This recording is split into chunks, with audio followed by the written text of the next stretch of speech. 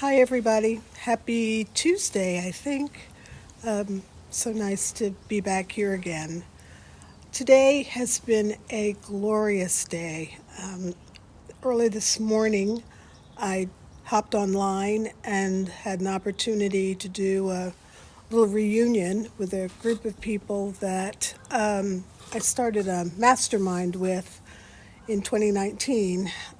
We did it with Robert Holden, and the mastermind was called Success Intelligence. And a group of us came together and became a family, became a community.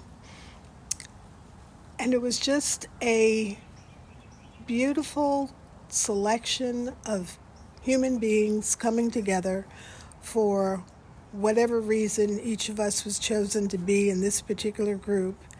And I have to tell you, seeing all of their faces again this morning, there were only a few people that weren't there, it was just glorious.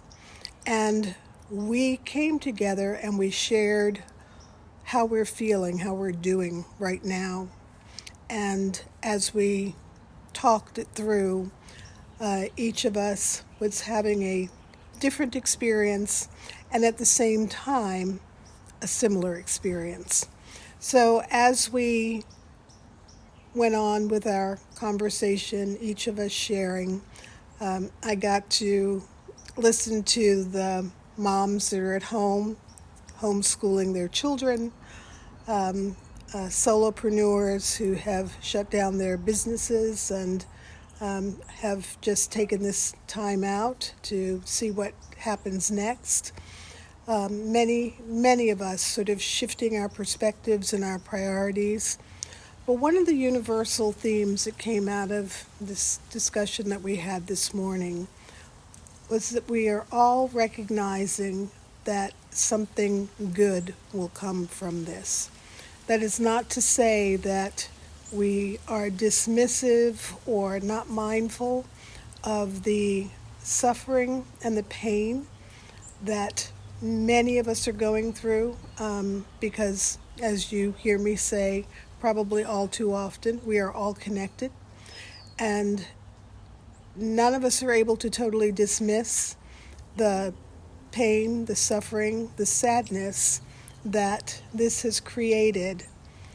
But we were able to connect and to articulate how we feel about the possibilities for coming out and the possibilities of moving forward. Hi, Joe. Hi, Kristen. Hey, David. I wanted you to all benefit from that collective experience that I had this morning.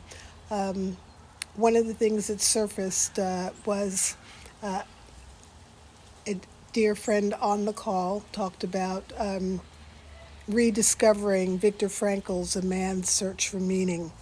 If you've never read that book, please pick it up. Viktor Frankl was in a concentration camp, and the book is really about how nothing can break our spirit. And it's one of the books that I have chosen also to reread. It really helps you to understand how you can really stand in the authentic, solid ground of who you really are and who you were created to be, and not ever lose that, no matter what is going on around you externally. So that's a very helpful read at this period of time. I have to say that with each passing day, I feel myself going deeper into who I really am. It's like coming home to yourself. And when you shut out the noise and you just slow down a bit, even if you thought that you were doing a pretty good job with your meditation and your spiritual practices, something like this that maybe puts you on a pause takes you even deeper into finding out where your priorities lie.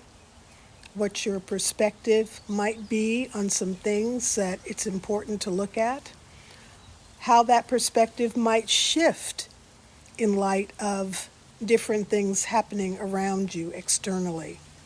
So the challenge today is, how has this experience that we're all having shifted some priority or perspective that you had? What has already shifted inside of you and is manifesting itself in a way where it possibly might not shift back?